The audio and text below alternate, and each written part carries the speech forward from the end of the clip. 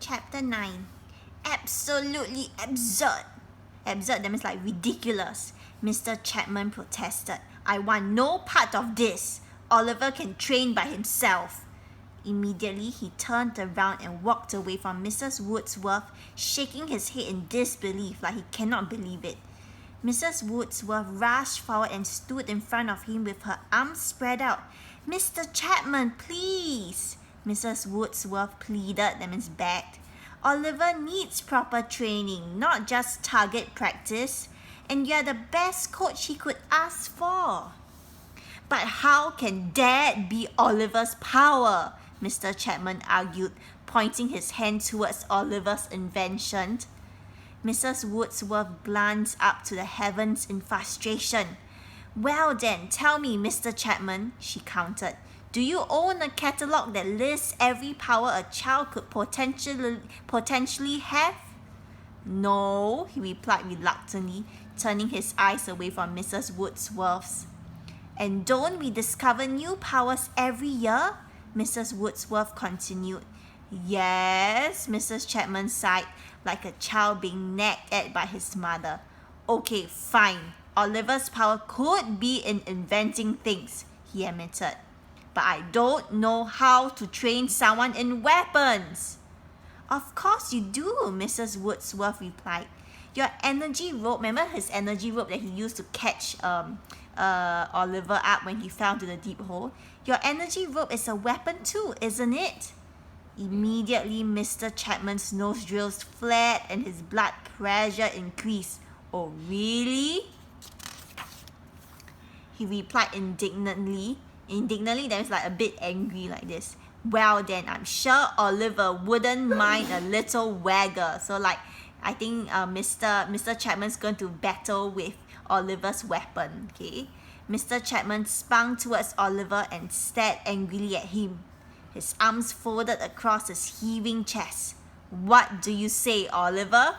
Mr. Chapman asked. If your weapon can win my power, I'll train you. But if you can't, then we'll drop this weapon nonsense and go back to remedials. Agree?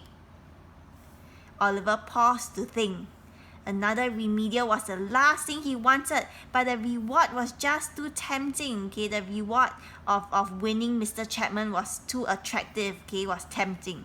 All right, Mr. Chapman, Oliver spoke timidly. I accept your wagger. So I accept your bet, okay, your battle, okay?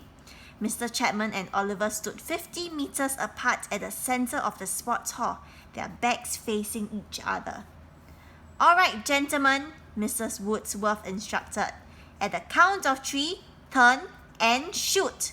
1, 2, 3. Oliver spun around and stretched out his arms to shoot, only to see a bolt of red, which is from Mr. Chapman, already racing towards him. He aimed his weapon and squeezed the trigger. The trigger's a chick like that. His skinny body flew backwards from the recoil as a vice blasted out of the barrel, a tin rope following its trail. Like a cobra, the vice opened its jaws, bite into Mr. Chapman's rope, and continued flying towards him. So over here, okay, you can see the picture. See, this is Mr. Chapman's rope, and this is Oliver's weapon. So that's the jaws. This is the jaws bite onto Mr. Chapman's rope, and it's continue flying towards Mr. Chapman. Okay. Mr. Chapman was shocked to see his rope returning to him. He tried to duck means hide, but his body couldn't react in time. Suddenly, the vice jerked upwards before dropping to the floor with a loud clang. A relief, that means a whew. Relief, Oliver panted heavily, his hand still squeezing tightly on the trigger. Mr. Chapman stared in disbelief at his subdued rope. Subdued, that means like his rope that's brought under control. Brought under control, okay? What was that? He exclaimed. Mrs. Woodsworth was beside herself with joy and pride. So she's very happy that Oliver won. She finally managed to stop squealing and walked up beside Mr. Chapman. That, Mr. Chapman, is Oliver's power, Mrs. Woodsworth announced proudly. It turns out our neighbor's presence can be pretty powerful. All we needed was just the right person to put them together. She leaned her mouth towards Mr. Chapman's ear. Not bad, huh? She whispered cheekily. Stunned, then in surprise, Mr. Chapman continued to stare in disbelief. When the truth had finally sunk in, he turned his head away from Oliver and looked up at the ceiling. All right, Oliver, I'll honor my word. Honor my word, that means like I'll do what I promise, Mr. Chapman replied. Training starts tomorrow after school. Oliver got up to his feet and jumped up and down. Yippee! Thank you, Mr. Chapman, he exclaimed. Mr. Chapman lowered his head and smirked at Oliver. Don't thank me yet. There are only 5 weeks before Mrs. Wordsworth's vacation ends.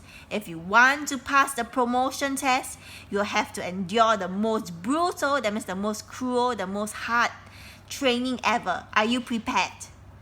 Oliver took a huge gulp of saliva before stilling himself. Stilling, that means like mentally preparing himself to like do something very difficult.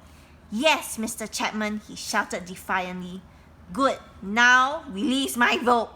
So because his jaws are still attached to Mr. Chapman's rope, so Mr. Chapman said, now release my rope.